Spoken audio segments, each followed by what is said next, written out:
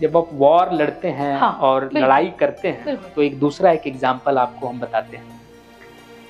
देखिए, भगवान कृष्ण महाभारत के युद्ध में बोलते हैं अर्जुन को कि you have a duty to fight the war. Yes, Kshatriya हो, धर्म, क्षत्रिय का कर्म है युद्ध लड़ना और तुम इससे विमुख नहीं हो सकते। लेकिन वही कृष्ण को, भगवान कृष्ण को रणछोड़ दास बोला जाता है। रण छोड़ दिया था उन्होंने।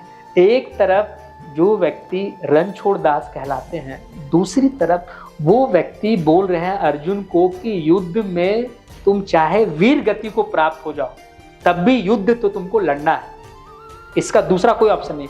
वही व्यक्ति रणछोड़ दास भी कहलाते हैं। अब उसका एग्जाम्पल आपको हम बताते हैं रणछोड़ दास का। अब आप बताएंगे कि ये कृष्ण तो बहुत कॉन्ट्रडिक्टरी, बहुत कॉन्फ्लिक्ट है, सारे आरोप अपने ऊपर कहीं ना कहीं लेंगे। तो रणछोड़ दास का मतलब ये है कि जैसा कि आप जानते हैं कि भगवान कृष्ण जो बहुत कम उम्र के थे, उसी समय उन्होंने कंस का वध कर दिया था। जिनकी माता पिता को कंस ने बंधक बना लिया था। हाँ, तो देवकी के 8वें। तो कंस को मारने के बाद जरासंध का, क्योंकि जमाता था कंस, हाँ बिल्कुल, तो वो जरासंध बदला लेने के लिए मथुरा में कई बार अटैक किया। जहाँ कृष्ण रहते थे मथुरा में कई बार अटैक किया, क्योंकि आपने जरासंध के जमाता को मार दिया। तो जरासंध ने अटैक किया कृष्ण जी को कई बार। मेरे मन में भी ये विचार उठा कि वो तो पहले ही हरा सकते थे जरासंध को, उन्होंने भीम को ही क्यों चुना? हाँ, मल्लयुद्ध के लिए। हाँ, ये भी है। खुद भी हरा सकते थे। तो हम ये बताना चाह रहे हैं कि भगवान कृष्ण रणछोड़ दास कैसे कहलाए।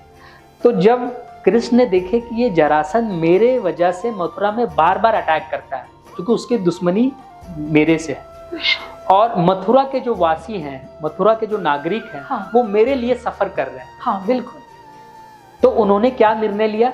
शांति के लिए और मथुरा नगरवासी के भले के लिए उन्होंने बोला कि अच्छा, जरासंध का तो हमसे दुश्मनी है और वो मेरे चलते पूरे मथुरा वासी को परेशान कर रहा है और कई बार आक्रमण किया, 17 या 18 बार ऐसे करके आक्रमण किया। तो भगवान कृष्ण ने क्या बोला कि चलो, जरासंध के पास एक जायज रीजन है, क्योंकि मैंने उसके जमाता को मारा है, तो वो बार बार अटैक कर रहा है, हम द्वारका जाके शिफ्ट कर जाते हैं शांति के लिए। वो द्वारका में अपना नया नगर बसाए और अपने जो लोग थे उनको लेके द्वारका चले गए, नया नगर बसाया, द्वारकाधीश कहलाए। तो वो कृष्ण को बोला गया रणछोड़ दास उस वजह से। तो अननेसेसरी वॉर क्यों, जब आप जानते हैं कि there can be way out. Krishna का ये है, रणछोड़ दास से हमको ये सीखना है, अननेसेसरी वॉर क्यों जब कोई दूसरा रास्ता है।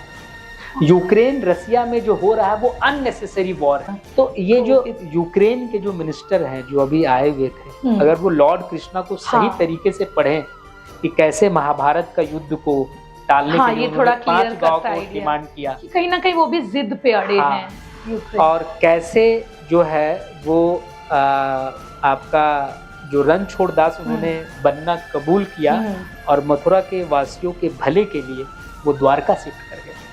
तो अननेसेसरी युद्ध वो हमारे सनातन रिलीजन में, हिंदुइज्म में, गीता महाभारत में कभी नहीं सिखाया जाता। जो युद्ध को टाला जा सकता है, जो टल सकता है, तो वो टालना चाहिए। उसके लिए रणछोड़ दास बनने के लिए हम तैयार हैं। लेकिन जब आपका एग्जिस्टेंस ही खतरे में है तो फिर आपको युद्ध करना चाहिए और युद्ध होना चाहिए, और उस युद्ध से हमें भागना भी नहीं चाहिए। तो भारत कृष्ण की भूमिका यहाँ प्ले कर सकता है। हाँ, जैसा कि हम बताते हैं कि धर्म की स्थापना के लिए अगर इंडिया जो कि इमर्जिंग सुपर पावर है, वर्ल्ड पावर है, and in coming years India is going to play very important role in leading this world. तो India must play the role of lord Krishna, जिसमें ये वर्ल्ड को बताना है कि क्या है अननेसेसरी वॉर। वॉर अननेसेसरी नहीं होना चाहिए। वॉर 2-2 साल 3-3 साल नहीं चलना चाहिए, ये किसी के हित में नहीं है। समाज की रचना नहीं होगी। डिप्लोमेसी शुड बी प्रायोरिटी, और India should not be afraid of failed diplomacy. Krishna भी डिप्लोमेसी इंडिया इसलिए कर सकता है क्योंकि इंडिया ने हमेशा डिप्लोमेसी का रास्ता, वो हमेशा India used to always refrain from war, तो इसलिए वो बातचीत करता है, शांति दूत बनता है एक तरह से। तो कहीं ना कहीं हमें लगता है कि श्री कृष्ण की भूमिका यहाँ अगर इंडिया प्ले करे बहुत इम्पोर्टेंट है। हाँ, और इंडिया कर सकता है। इसके लिए थोड़ा फॉरेन पॉलिसी में इम्प्रूवमेंट चाहिए। और कहीं ना कहीं ये जो लॉर्ड कृष्णा का जो फिलॉसफी है वो बहुत रिलेवेंट है, खासकर इंटरनेशनल पॉलिटिक्स में, कि आपको अननेसेसरी वॉर नहीं करना है, पहला। दूसरा, आइडियोलॉजी के नाम पे वॉर नहीं करना है, डेमोक्रेसी के नाम पे वॉर नहीं करना है। आइडियोलॉजी और डेमोक्रेसी के नाम पे फ्रेंड और एनिमी नहीं बनाना है। ये सिर्फ इंडिया ये मैसेजेस इंडिया दे सकता है। उसके साथ बस ये आयरनी है कि उसको न्यूट्रल रहना होगा, क्योंकि धर्म किस तरफ है ये इंडिया को नहीं पता। धर्म के लिए ये लड़ाइयाँ हो ही नहीं रही है, ये सब लड़ रहे हैं कहीं ना कहीं अपनी जिद के कारण। हाँ, so thank you so much sir for guiding our path and enlightening us. हमारे व्यूअर्स को भी एक नई विचारधारा के रूप में गीता के साथ जो आपने इंटरनेशनल पॉलिटिक्स और हमारी जीवन शैली को जोड़ा है, उनसे आई थिंक उनके आइडियाज काफ़ी हद तक क्लियर हो गए। And thank you so much guys for supporting our channel. For more such episode please follow, like and subscribe our channel New Delhi Dialogue. Namaskar.